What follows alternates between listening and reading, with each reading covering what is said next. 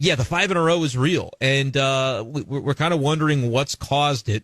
Is there an element of this team has just finally let go of all the stress they were putting themselves under because of their lack of performance early in the season, and now they're just kind of letting it happen, and wouldn't you know it, they're finding results because of it. So whether that's it or whether it's just whatever you chalk it up to, the numbers are the numbers, and if they continue to turn around like this, I don't know if you can continue with the sell-off, but the timing of it is going to be so difficult because you might say, oh, the trade deadline is August 1st, and so you got to know by then. No, you might have to know by before that because these trades are going to be happening in the weeks leading up to the deadline. It's not just the day of the deadline. That'll be a heavy action day, but there's a lot more that can happen leading up to that. And the Cardinals are already neck deep into like a mindset in building the framework for some of the deals that they could look to pursue. And they're all deals based on selling at this point. It's going to be really fascinating to see how this plays out, which is why I think you couldn't have a better time for a series at Wrigley because you always know who you are leaving Wrigley. It could be a good thing. It could be a bad thing. But it just something's going to happen that lets you kind of know, hey, this is the path that you're on. Here's how I come down on this. John Mozeliak, do not get spooked by the recent wins. Don't. Not a believer? It's destiny. No. Producer Chris is even on board. No, it's time. No, stop it. Do not get spooked by this. Who's going to hold the fort? The Brewers? The Reds? No shot. Listen, I get it. They've gotten the timely hits. The defense has definitely picked up. Arenado looks like his old self again, at least after today. He's a freak. I mean, but still, you have to look at the long game here. If all of a sudden you go on a run that, probably gets you closer to 500 and gives you a little bit of hope, is that really going to be the reason why you're not getting what you can for guys like Jack Flaherty and Jordan Montgomery and Jordan Hicks, or solving your outfield logjam that is very clear at this point? Everyone is acknowledging it. You cannot lose the forest for the trees here. With the playoffs. No. You can practically smell them. They're right there. Andy, I am as big of a proponent as ever that if you get into the playoffs, you've got a shot. Like matchups sometimes be damned. With this volatile nature that the MLB postseason is, does not matter what seed you are. You can get out at the right time, and you have just as much of a shot as the top seed or whoever had the best record in baseball that year. I firmly believe that. I don't with this Cardinals team. Why not? Don't. No. Do not lose the forest for the trees here. You still, even if you hold on to guys like Flaherty and Montgomery and say, all right, take us to the end and see if you can pull us into the playoffs. And if so, then you're our horses all of a sudden. Even then, you've still got some holes in the rotation. And those three guys had a good turn through the rotation this last weekend. They all had quality starts. But what's the answer after that?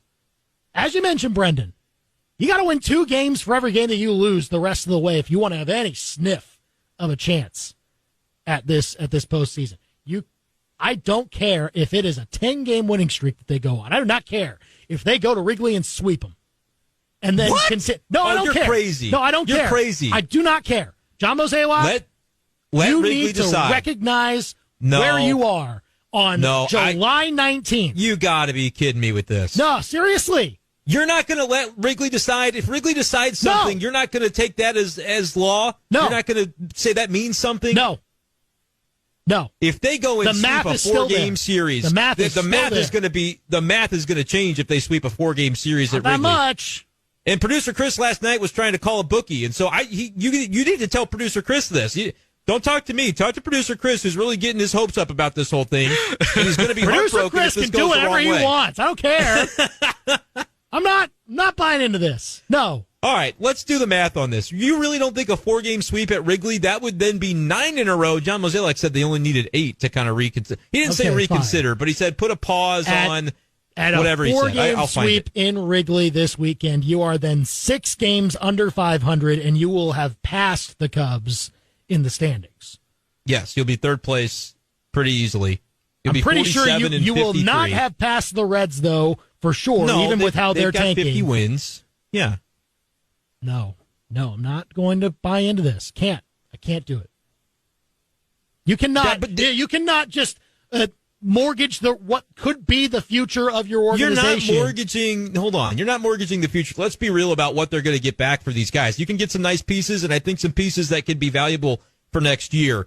But it's not like this is going to be a top 10 MLB prospect that you're getting for these rental pitchers. It's going to be more on the margins type of deals. John Mozeliak also said Monday that he doesn't view it that they've got to clear log jams right now. They can do that in the winter. Yes, there is one. There's one in the middle infield. There's one in the outfield. In some ways, they kind of combine because Tommy Edman plays center field now, apparently. So, they've got some things to figure out for the long term, but they don't have to feel compelled to do that part of it right now. I think it'll be serendipitous if that part of it allows them to get long-term, cost-controlled pitching. That's when maybe they'll kind of kill two birds with one stone in that regard. But otherwise, I think they're just kind of focused on, yes, replenishing the pitching. But he even said they're going to have to dabble into free agency as well in the offseason to figure that out because it's not I understand all going to come right now. So it's not like you're mortgaging the future. They're not going to be buyers. I don't think you can do that. You're not buying rental pitching or anything like that. You got plenty of rental pitching as it is. But they may kind of change the tune on the degree to which they can sell if things continue to go well. And again, I would not pick a different place to be for the St. Louis Cardinals this weekend than Wrigley Field because it'll test your mettle. It'll test what you're really about. And if they sweep the Cubs, which feels crazy because to win 4 games in a row for a team who at one point in this year, it was impossible for them to finish a game that they had a lead in the 8th in. But if they were to do that, I do think it absolutely changes the conversation. But that's 4 days in a row they got to do this. They've done it for 5, and it's been really fun. They have to do it for 4 more days in a row. Even 3 out of 4 would be compelling, but it's still kind of, you go, well, you're still way still back. 8 games under 500. You're still in a tough like spot. that hole is still there, and it's not. You're digging out of it inch by inch, but you've got a whole lot of inches still to go, even with this sweep that you just had, and even if you play well in Wrigley this weekend. I just don't see it. Again, you're going to have a real opportunity. You probably won't get the best of guys. I understand your point, Brenden. Jack Flaherty, Jordan Montgomery, they're not going to command big-time prospects in return for teams that are contending. But there are going to be teams out there that could definitely use the services of one Jack Flaherty or Jordan Montgomery in a starting pitching trade market this trade deadline period around. It isn't all that great. So maybe they're paying a little bit more than they would in other years when they get desperate at the trade deadline and they try to improve their team for whatever they can do. I think you need to take advantage of that and not realize that, we're a little bit closer to first than we were a couple weeks ago. No, don't do this. Don't do this, Cardinals. Let's pretend that a week is going to pass and they haven't made a move yet because the action really comes in that final week before August 1st. If the Cardinals a week from now, how many games back do they need to be to have you, Andy Humphrey, change your mind about this? What's the number got to be? Is there a number? Because they could conceivably if they win 4 at Chicago and then they go to Arizona. There's really a number right now. After the Arizona series, let's say they win, I don't know, 6 of their next 7, something really impressive. Right. And the Brewers go 2-5, so you pick up 4 games. Now you're 6 games back, or maybe even 5 if Milwaukee loses today because they haven't played yet. If you're 5 or 6 back, you don't go, actually, there's 2 months left of this season. Let's kind of ride it out. We've got good players. No. Really? No. I would. No, I would not. If they win 6 of 7, you are definitely not trading away. No, there's that's enough to change to be had. There's opportunity to be had for next season. And you can start that by being active at this trade deadline and taking advantage of the vulnerability of some of these other organizations when they're trying to find ways to improve their team before the playoff push. You can Nolan absolutely do Arenado that. says, I ain't got no time for next year. I'm not worried about next year. Why? This year's still going on. There is no tomorrow. Nolan Arenado's job is not to worry about next year. His job is to worry about what's happening in the here and now when he's on the field. John Mozeliak's job is 8 of 10. John Mozeliak's job is to worry about the big picture, and John Mozeliak cannot lose what the big picture is based off of a little bit of recent success. You hear that, Cardinals? They're in it, baby. They're in it. Andy Humphrey wants you to phone it in, Cardinals. You hear that? I'm not hear saying you, the Andy. Cardinals should do it. I'm saying that the John front Mozeliak office is the has Cardinals. to. I mean, Okay, but John Mozeliak is responsible for the future of this Cardinals team and building the next crop of players, and so he's got to worry about the long term. It's the players' job. I get it. The players have a different mindset, and they should have a different mindset. They should win. They should have the mindset to win every game they go out and play. It's unrealistic, but it should be the way that they treat this. But sometimes you have to have people in the organization that worry about the other stuff and realize that, hey, we're in a position right now where we're not really in the best place in the standings. I know it's been better than it was before. Now, we're not in last place anymore in the division, but it's still a long shot, and you have to recognize that. You do, but the math can change. The math can change with the types of run that we would be talking about to win 6 of 7. I get it, but to really be in the but throes we're talking of it. about a 17-game win streak that has to happen in order for the Cardinals to get back in this. That's what we're talking about. It's got to be close to that, but it doesn't have to be that. It needs to be longer, sustained winning where you can drop a game here and there, but you can't lose series.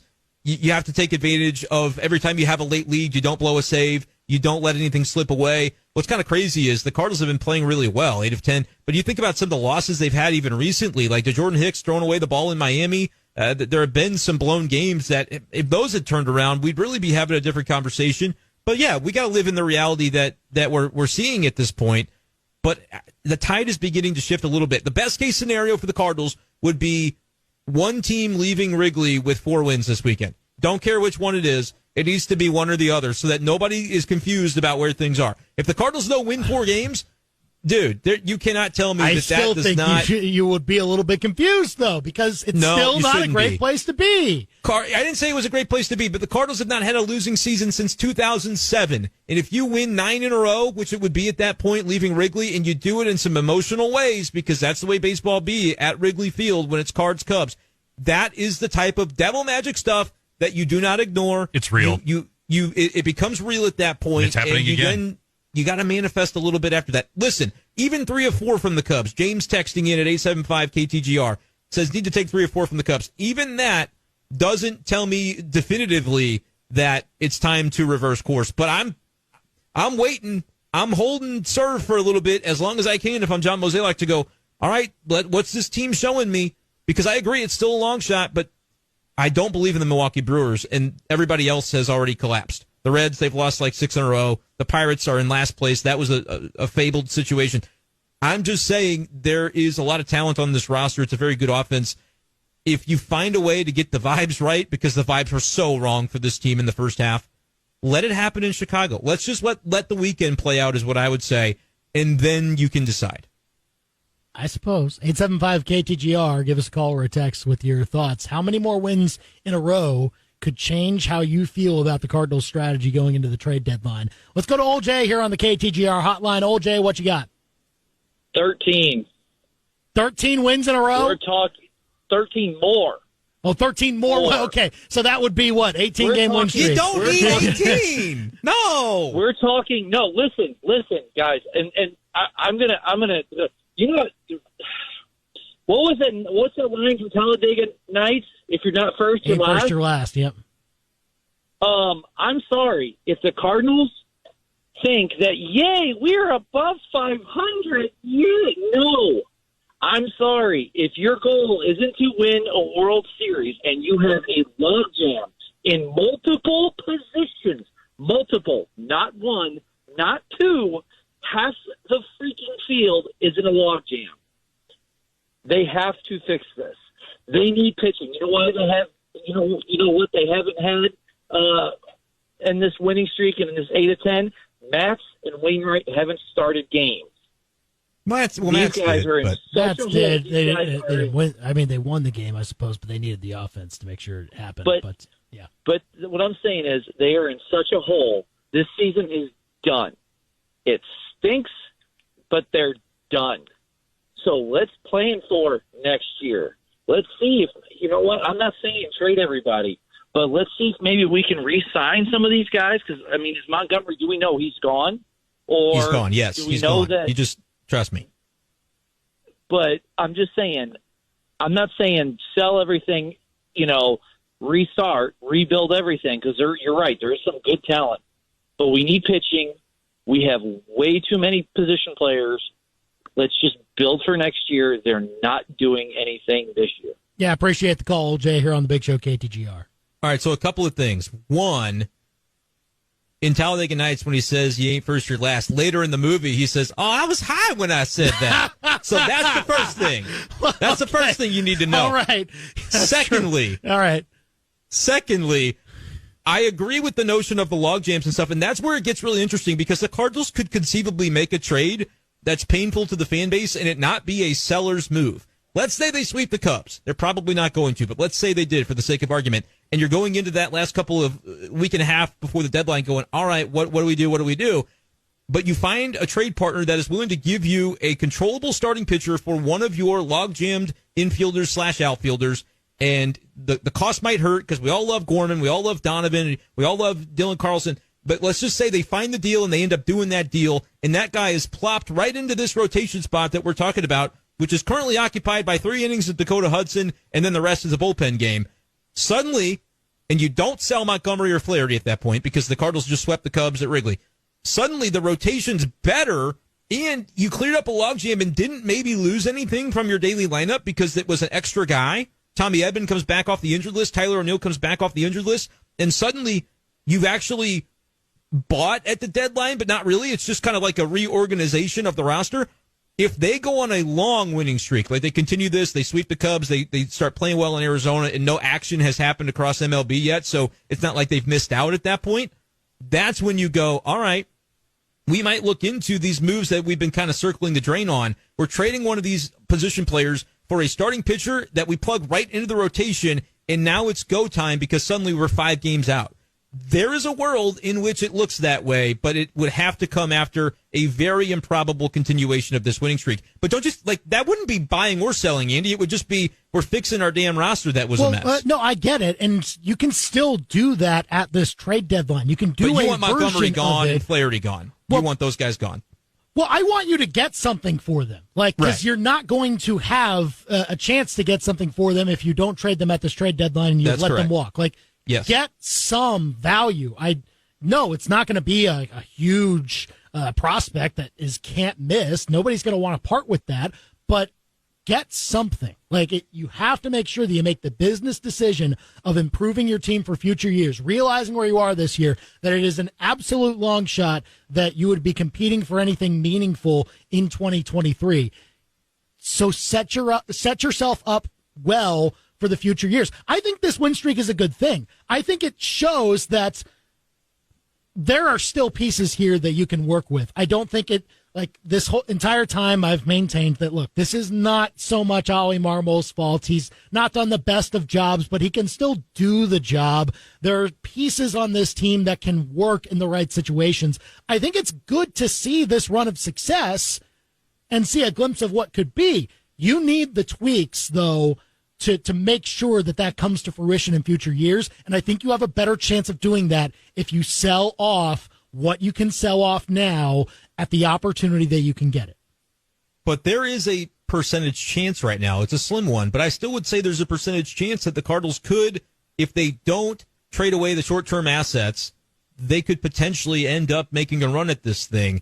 So I think there does have to come a point, if you win enough games, where the moves that we thought were a given, Montgomery, Flaherty, Hicks, are all gone, even Chris Stratton on an expiring deal, all gone for guys that can help you in 2024 and 2025.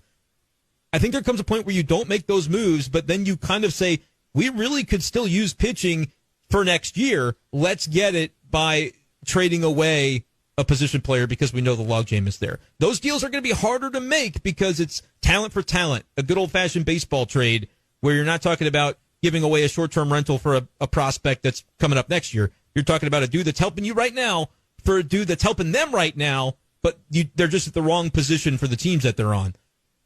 That would be the world in which I think the Cardinals could make something really interesting happen. But Andy doesn't want to see them do only that. You still want to see Montgomery, Flaherty maximize their value by trading them away. But I'm just saying that is when you throw in the towel. And if I were running this team right now and they sweep at Wrigley, I could not live with myself if I threw in the towel. It's everything we've been waiting for, is what I would say. let's go have some fun. And if we come up short, you know what? We gave it our all. I'm not saying you go buy Shohei Ohtani. You don't buy a short-term guy at that point, but you can do some things to reinstill confidence in a group that's showing that they've got plenty of it already.